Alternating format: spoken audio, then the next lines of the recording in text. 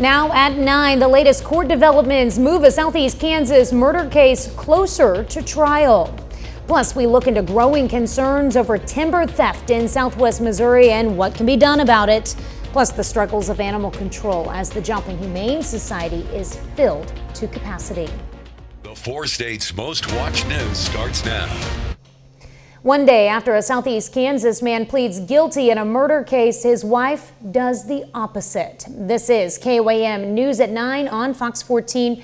I'm Tanya Bach. 23-year-old Dakota Patton was reported missing in April of last year. His body was discovered in a field in Neosho County, Kansas the following month. According to court documents, Clint Nybarger was the last known person to see Patton alive, arguing with him at a gas station over a woman. And while Patton was missing, Nybarger and Kimberly Thomas got married. They then traveled to Missouri for their honeymoon. That's where police arrested them both, and authorities originally charged both of them with first-degree murder and conspiracy to commit murder. Yesterday, Clint Nybarger pled guilty to amended charges in Dakota Patton's shooting death. As part of his deal, the prosecutor is recommending Nybarger receive a sentence of a little more than 24 years in prison. However, today the court entered a not guilty plea for Nybarger's wife, Kimberly, meaning her case could end up in a jury trial. A growing concern about the act of timber theft. The Missouri Department of Conservation is warning that there are those trying to illegally turn certain trees into stacks of green. KOAM's Anthony Saviello has more. They say money doesn't grow on trees, but depending on the tree, you could sell it for a pretty penny. But that doesn't mean you can just go chop down the first tree you see and try and make a quick buck. Timber theft is a thing in Missouri, and it's becoming more of a problem. The illegal harvesting and sale of the black walnut tree in particular, a tree that could land someone a few $100. People illegally harvest walnut trees from somebody else's property. Basically, they steal them, and then they take them to a lumber yard, a sawmill, and get money for those logs. According to Tim Mose, a spokesperson with an American-owned local lumber yard, Missouri Walnut, there is no way of telling whether or not the logs someone brings in have been obtained legally or not. However, their business works closely with law enforcement and obtains identification of every person who brings timber to the yard. If a person is flagged by local or federal agencies, that information is given to the necessary authorities. It varies on the punishment, and then what happens is the prosecuting attorney and the judge also get involved in issuing the sentence. But a lot of them end up being Class D felonies. If you're suspicious of trees being taken from your land, there are actions you can take. Public is important. Public input is important. If somebody sees something, they can report it to their local conservation agent. They can report it to their local conservation office. Hopefully putting a stop to timber theft one tree at a time. Anthony Saviello, KOAM News.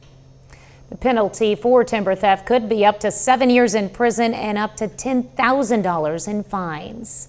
Well, Chief Meteorologist Doug Heddy joins us now with a first look at weather. Yeah, and it turned out to be a pretty nice Wednesday for us today. Of course, we had our first freeze, and it was a good freeze as we dropped down to 29 during the morning hours. Average high is 71, but we are going to see a warming trend as we go through the next few days. Let's go outside. It's cooling down again, so it's going to be another cold night. 46 in Joplin. Pittsburgh's down to 42 degrees. You have 45 in Lamar, 46 at Grand Lake.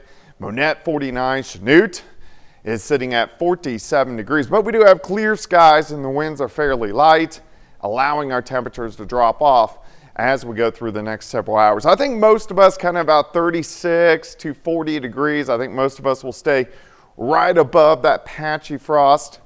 So I'm not concerned about having another freeze, but of course it is going to be another cold night. We are going to warm up. We're going to look at that here in just a bit. All right, thanks, Doug. Well, as the outside temperature drops, so does your tire inflation pressure. And make sure each tire is filled to the vehicle's manufacturer's recommended inflation pressure, which is in your owner's manual and on a label located on the driver's side door frame. Common thing that we don't think of is the air inside the tires. So over time, is just with each 10 degrees it tends to drop, you can naturally lose 1 to 2 psi. So frequently air checking them is going to maintain right even wear, keep your tires safe and performing like they should. You do not want to inflate your tires to the pressure listed on the tire itself. That number is the maximum pressure the tire can hold, not the recommended pressure for your vehicle. The Joplin Humane Society is currently over capacity and not able to accept dogs. KOAM's Melissa Alexis found out this issue is impacting other communities as well.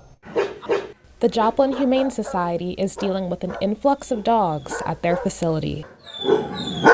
Over 100% capacity now for about the past 2.5 months. Connie Andrews, the executive director at the Joplin Humane Society, says every kennel is full. Which has made it very hard for us to provide our mission of getting stray animals home, so we just have no room for them. Sometimes capacity has been over 120%, so you can just set up so many crates before it's not, healthy. The city of Joplin says many stray dogs are actually lost, and they encourage the community to contact them for help with finding the dog's home. Call the Joplin Health Department and Animal Control and let us know. There's a possibility that we may know where that dog lives. If the animal has a collar on it, if they could contact the owner. And right now, this means that cities like Joplin and Carl Junction can't take strays to the Humane Society. We are still open for emergencies. We are open for quarantines for dogs that have bitten. If you find a dangerous dog that truly is a dangerous dog, you need to call Animal Control or your local police department. We are still here to help you with that. We do not want dangerous animals out in the community. The city is considering their options and looking for a solution to the influx of stray dogs. We're looking at the possibility of some additional sheltering options, in addition to the Joplin Humane Society. They also look to the community for help during this time and encourage people that are in the market for a dog to adopt. Reporting in Joplin, Melissa Alexis, KOAM News. The Joplin Humane Society is in need of foster families and adopters. They also remind the community to spay and neuter your pets to avoid worsening the dog overpopulation issue. One area business has jumped in to help the Joplin Humane Society during this difficult time. Ridgeline Roofing and Solar will host its second annual chili cook-off. The event takes place October 25th from 11 to 1 at 1710 East 32nd Street. Contestants can enter for $20. Tasters and judges can enter for $10. There are prizes and bragging rights on the line. All proceeds will go to benefit the Joplin Humane Society. Well, coming up, why health experts say you're never too old to be tested for ADHD. And later, the Northern Lights. One of nature's light shows could be coming to a city near you. I'm Anita Vogel with a look at how solar storms are impacting the visibility of the Northern Lights. Coming up.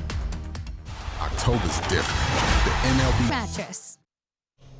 It's considered a developmental disorder, and while some symptoms of attention deficit hyperactivity disorder, or ADHD, start in childhood, many adults also have it too. Experts say there's help out there, but first there must be a diagnosis. In today's Health Minute, Mandy Gaither explains the impact ADHD can have on an adult and what to do if you suspect you have symptoms. When Allison Burke's daughter started struggling to pay attention, a family doctor thought it might be ADHD, so this mom took her high schooler to be tested. It sounded very familiar. And so through her diagnosis, I decided to go ahead and go through the testing process myself. Turns out they both had ADHD and had been suffering with symptoms. Just like in children, the disorder can cause problems in daily life for adults, including having trouble paying attention, getting distracted, disorganization, procrastination, poor time management, difficulty remembering daily tasks, frequently losing things, and being forgetful. I just kept feeling so seen and validated for the first time in my adult life. Health experts say there are many reasons someone may not be diagnosed with ADHD until adulthood, but it's never too late to seek a diagnosis because treatment can help make day-to-day life easier, says psychologist Justin Bartarian with the Ohio State University Wexner Medical Center. We're thinking about a pattern of symptoms that have been consistent throughout your life that significantly impact your functioning. Burke now realizes she struggled as a child, but after diagnosis and treatment, she says her life's been changed. I always tell people it's kind of like it just quiets down my brain and my body so that I can have that energy to focus on implementing those other tools that I've learned through therapy. For Health Minute, I'm Mandy Gaither. ADHD is diagnosed differently in adults than in children, and for those who suspect they have symptoms, the psychologist recommends talking to your primary care provider, who can do initial screening and, if need be, refer you for a more comprehensive evaluation. Well, cases of children accidentally ingesting medications or illegal substances and having seizures are rising drastically.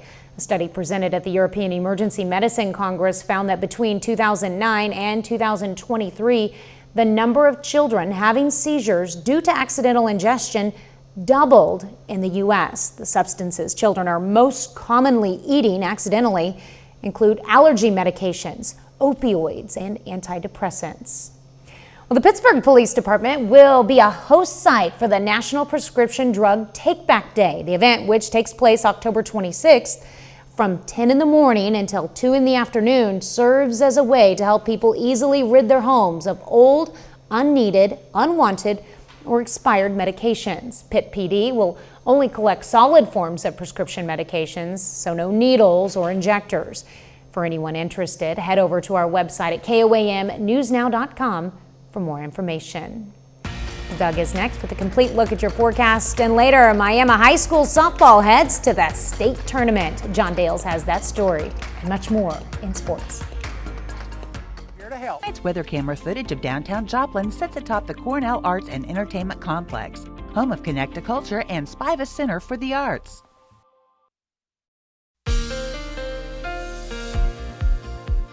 Well, of course, it was a cold start for us this morning, but it turned out to actually be a pretty nice afternoon, a very nice fall-like day, but it's no secret we need some rain. We haven't even had a measurable drop for the entire month of October. For the year, we're at 26.5 inches, but look where we should be. We should be approaching 38 inches, so almost 11 inches, over 11 inches behind, and we don't have any rain in the forecast in the near future. But things will start to change for us as we get into next week. Great shot of our Cornell Arts and Entertainment Complex tower cam. We're looking downtown Joplin, off toward the northeast through downtown. Clear skies, looks good. Temperatures cooling down, 41 in Stockton, 49 in Bentonville. 43 Veneta, Chautauqua, 48 Chanute is sitting at 47 degrees. Let's go outside. Here's 7th and Range Line, 46.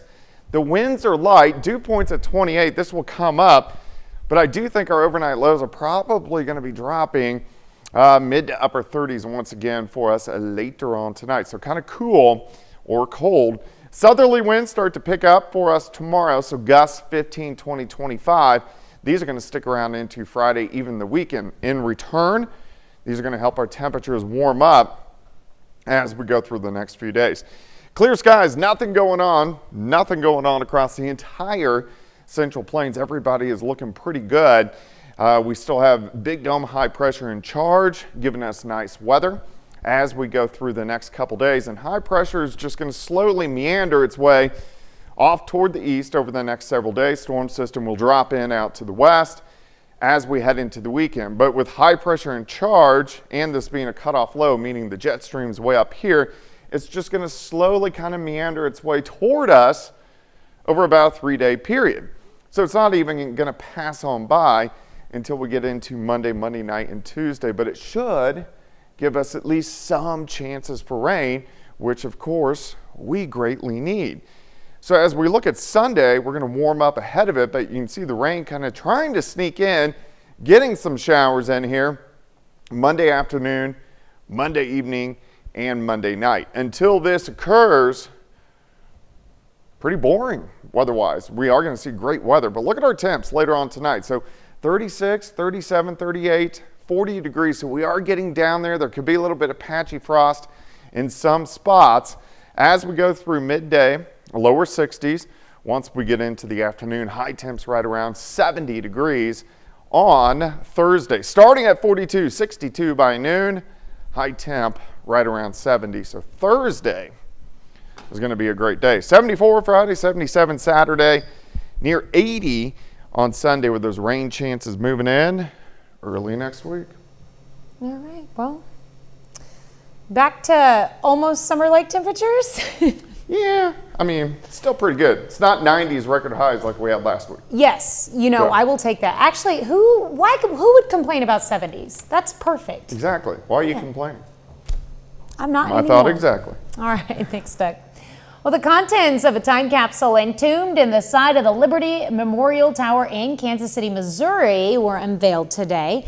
Officially, 15 objects were put inside, and they included film, newspapers, a copy of the U.S. Constitution, a Bible, and a copy of the American Declaration of War from April 1917. But it also contained unlisted items, and those turned out to be a letter from then-President Calvin Coolidge and a message from General John Pershing, who was the commander of the American Expeditionary Force during World War I. They also found seeds and a printing plate from the Kansas City Star. Well, coming up, Walgreens closures trigger fears over pharmacy deserts, and later, an election gender gap. In this deadlocked presidential race, Vice President Kamala Harris is struggling with support from male voters, while former President Donald Trump is lacking support from women. I'm Connor Hansen with the latest polling coming up. Small Business Administration says it has run out of money for its disaster assistance loans program, and this will likely delay aid to Americans recovering from Hurricanes Helene and Milton. So far, the agency has made around $48 million in loan offers related to Helene relief. The SBA is urging people to continue putting in applications in hopes Congress will replenish funding when lawmakers return to Washington next month. Well, let's face it, shopping for items online can be really convenient and cost-effective.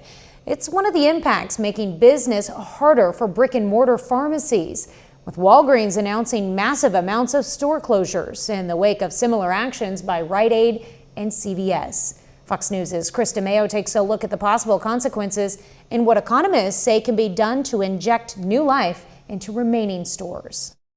The walls are closing in on Walgreens. The pharmacy giant announcing Tuesday it plans to shutter roughly 1,200 locations over the next 3 years, citing competition with online retailers and drops in prescription drug reimbursement. I think one of the biggest challenges is really economic pressure on the prescription business. I think reimbursements have really gone down, and it's much more difficult to make money from that segment. Walgreens expects to close around 500 stores over the next year. Nearly 1 in 7 Walgreens currently open will cease to exist by 2027. Drugstores have increasingly become destinations for nothing because a lot of the things that we used to use them for, convenience top-up purchases for general merchandise, a few beauty things here and there for prescriptions, you can now do those things online or at many other retailers like dollar stores. But Walgreens isn't alone. Since filing for Chapter 11 bankruptcy last year, Rite Aid has closed hundreds of stores.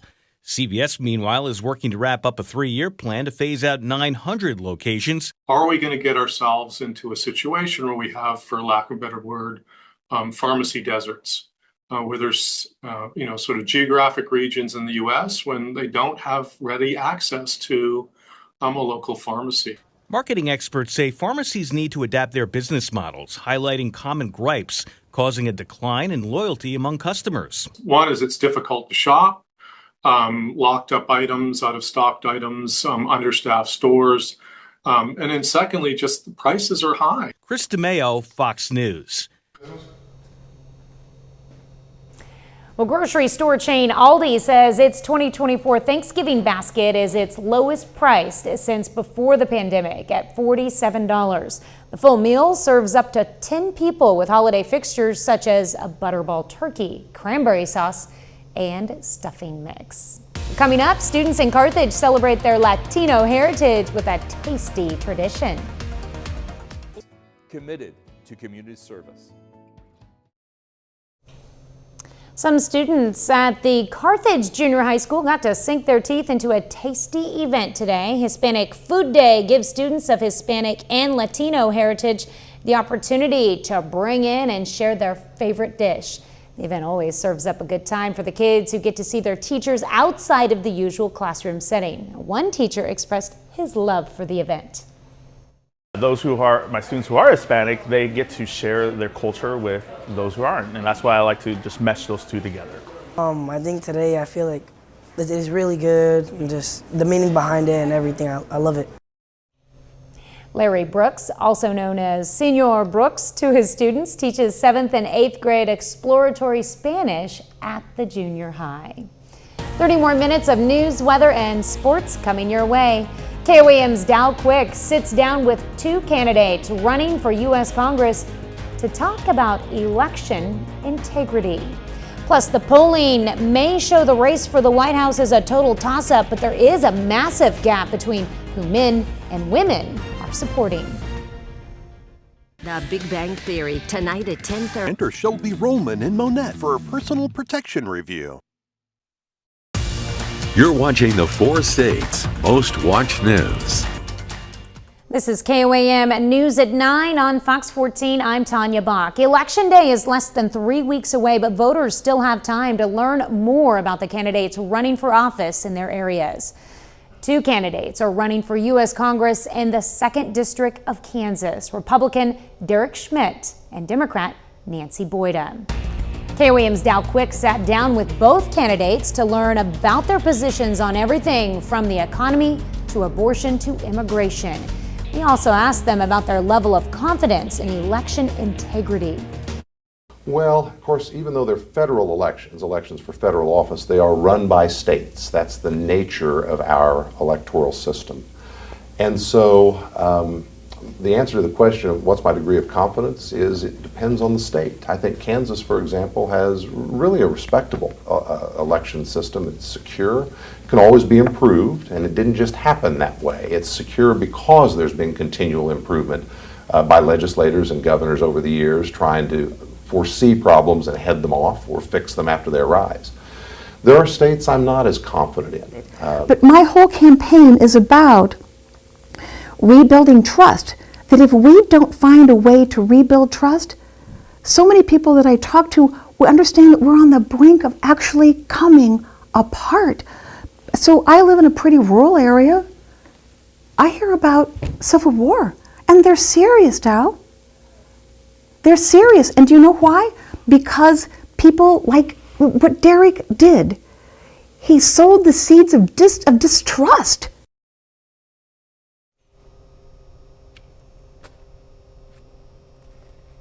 Well, you can check out these interviews in their entirety on our website at koamnewsnow.com/elections. And while polls show the race for the White House in a dead heat, there is a wide gap between male and female voters when it comes to their choice for president. Both candidates are working to close the gender gap just weeks away from Election Day. Fox News correspondent Connor Hansen has more from New York. In a contentious election, the one thing everyone seems to agree on is that it will be close. But a recent poll shows Harris with a double-digit lead with women and Trump with a significant lead with men. Trump participated in a Fox News town hall taking questions from an audience of only women. A woman goes up to the counter with 3 apples, and then she says, "Oh, I can't afford it." She brings 1 apple back. That's not supposed to be our country. The questions ranged from the economy to other important issues to women like abortion and access to IVF. We really are the party for IVF. We want fertilization, and it's all the way. And the Democrats tried to attack us on it, and we're out there on IVF even more than them. Harris, who has made reproductive rights a centerpiece of her campaign, responded to Trump's comments shortly after. You should take responsibility for the fact that 1 in 3 women in America lives in a Trump abortion ban state. Couples who are praying and hoping and working toward growing a family have have been so disappointed and harmed by the fact that IVF treatments have now been put at risk. Former President Barack Obama has made appearances on Harris's behalf, trying to rally black men specifically. Part of it makes me think that, well, you just aren't feeling the idea of having a woman as president. And you're coming up with other alternatives and other reasons for that. According to a new health research poll, abortion has passed inflation as the top issue for women under 30 in this election. In New York, Connor Hansen, Fox News. Up next, Doug returns with a complete look at your forecast, and later scientists say the sun is at the max phase of its 11-year cycle, sparking more solar surges and more opportunities for you to see the northern lights.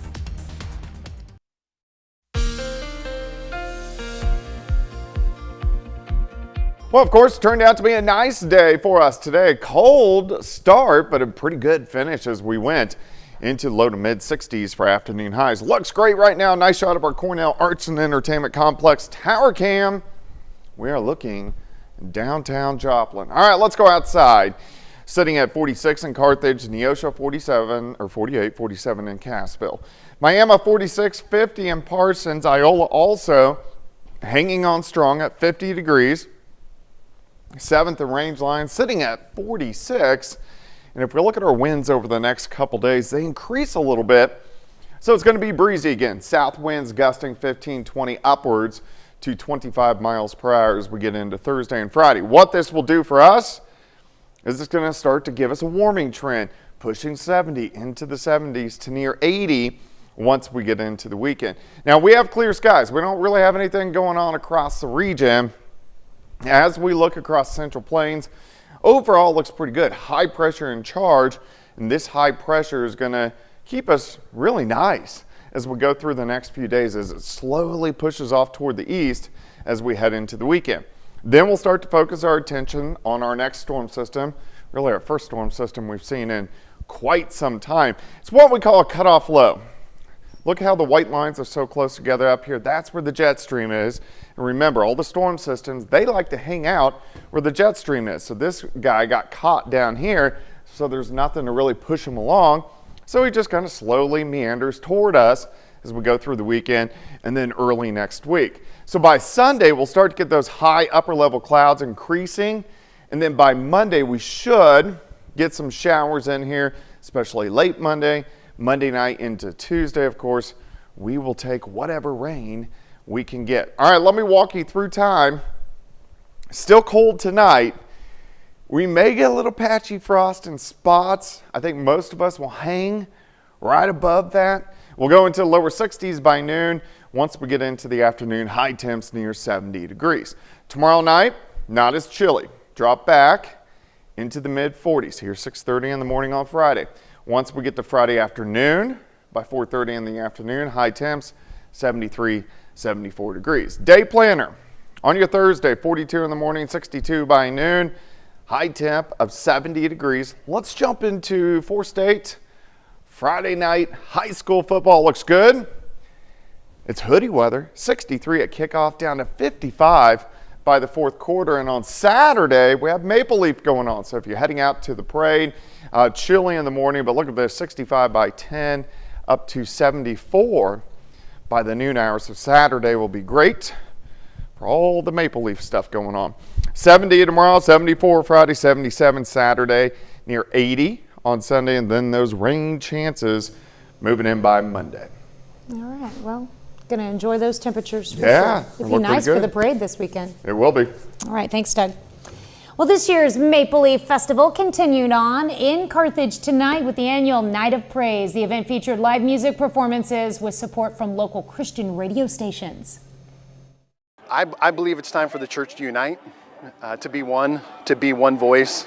We were created to be one church. And I know we have differences and different styles, but tonight is just about us being one, and that's the goal. And the goal is to sing and to worship God. It's happened in the Old Testament, the New Testament. It's the heart of God for his people to come together as one and to worship God. This is the 58th year for the Carthage Maple Leaf Festival, and at least the 20th year the festival has featured a night of praise. Well, coming up in sports, to Coffeyville, Red Ravens receive Player of the Week honors. Plus, Miami High School softball heads to the state tournament. John Dales has those stories and more up next.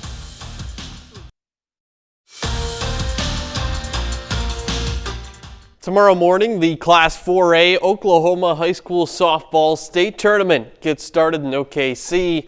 The Lady War Dogs of Miami have earned a spot at state after winning regionals and super regionals. Today, their supporters send them off in style. Miami High School softball hits the road this afternoon for Oklahoma City and the Class 4A state tournament. The Lady War Dogs got to this point after coming back from a loss in their first game of the best-of-3 super regional, then winning the next two on the road at Wagner, which exemplifies this team's toughness and grit. I kid you not, we came back that night and we hit out on the field right after. So to know that, with watching film and all of that too, you just have a good gut feeling as to, winning it all. And I think, like I said, it really gives us a good, push to even be better after beating the number 2 seed. It's really cool. We were fortunate enough to get there 2 years ago and kind of get some experience and get some, the nerves shaken off, and for them to go back, 2 years later is really cool. I'm super excited to watch them. I think they'll thrive in that environment this year. Coffeyville Community College football is off to a solid start in its first season under the direction of head coach Nick Dubler, and has a 4-2 record to show for it. 2 Red Ravens are named Players of the Week by the Kansas Jayhawk Community College Conference. Tight end Nick Long is an Offensive Player of the Week after the 3 catches for 125 yards and 3 touchdowns in a win over Iowa Central. Linebacker Marquise Lane Owens, Defensive Player of the Week. He recorded 11 tackles. That includes 1 sack and 3 tackles for loss in that road win over Iowa Central. The Red Ravens hold a 2-game winning streak. They try to stretch that to 3 this Saturday against Hutchinson Community College. Well, high school softball district tournaments take place in Missouri over the next couple weeks. This afternoon, 2 of our local schools play in a quarterfinal matchup. That's McDonald County and Carl Junction. Carl Junction heads to Mack County for the 4-5 matchup of this Class 4 District 6 tournament quarterfinal. Mustangs win it 6-3. They score the first 2 runs of the game in the bottom of the first, ride that momentum from there on. That sets up a date with 1 seed Marshfield in the semifinals. That's scheduled for tomorrow evening at 5. Closing things out with the MLB playoffs, Game 3 of the National League Championship Series tonight in New York. Dodgers are on the verge of taking back control of this series after losing Game 2 at home. They lead 4-0 in the 8th inning of Game 3 on the road. If this score holds, Dodgers will regain home field advantage. That's it for sports. We're back. The aurora borealis, also known as the northern lights, are typically elusive to a bulk of the United States. But astronomers say the sun is undergoing a lot of activity that's generating this attraction more often and further south than usual. Fox News correspondent Anita Vogel takes a closer look at all the action. Depending upon where you live, your chances of seeing the northern lights could be rising, as an uptick in solar activity could trigger more of these dazzling spectacles in the near future. When the sun gets into that more active phase, we can start noticing more interaction between the Earth and the sun in things like the aurora. Scientists say the sun goes through an 11-year cycle where it experiences ranging levels of magnetic activity, with flares and these things called coronal mass ejections. The sun is currently at the maximum phase of its cycle. It's producing more solar surges that allow the northern lights to shine more frequently. We anticipate additional solar and geomagnetic storms leading to opportunities to spot aurora over the next several months. The intensity of this solar cycle is also enhancing the color of the northern lights and extending their visibility further south. Normally, you got to be in Alaska, right? You got to be really up toward the Arctic Circle to see that aurora. The fact that you get these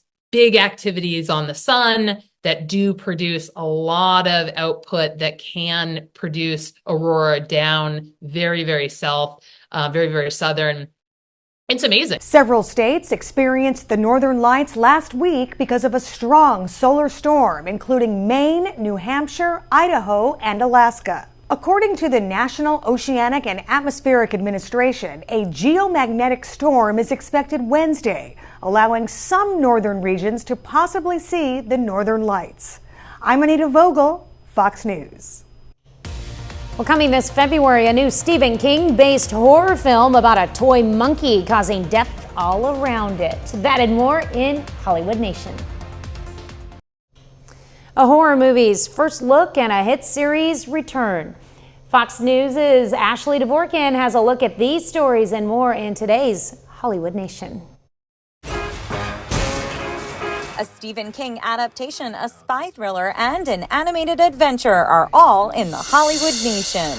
Do you need assistance? The Wild Robot, which is currently in theaters, is now on digital too, with never-before-seen extras, including recording booth footage, how to draw tutorials, and more. The film's voice cast includes Lupita Nyong'o, and its story is based on Peter Brown's bestseller about a robot shipwrecked on an island, building relationships with the animals who live there. What are we walking into? Apple TV Plus renewed its spy drama Slow Horses for a 6th season. The announcement was made following the season 4 finale.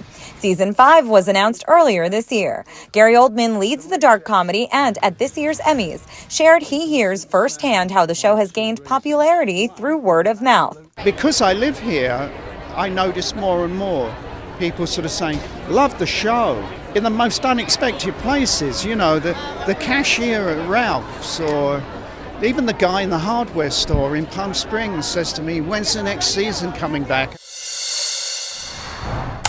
Longlegs director Osgood Perkins' latest is today's First Looks, based on the short story by Stephen King, produced by James Wan. It's The Monkey, about a toy monkey causing death all around it. Theo James and Tatiana Maslany are part of the cast of the horror flick, which is in theaters February 21st, 2025. And that's life. In Hollywood, Ashley Dvorkin, Fox News. And that's our time for tonight. Thanks for joining us. We're going to leave you with video of a tree kangaroo chowing down on fresh flowers at a wildlife sanctuary in Australia. Have a great night and an even better tomorrow.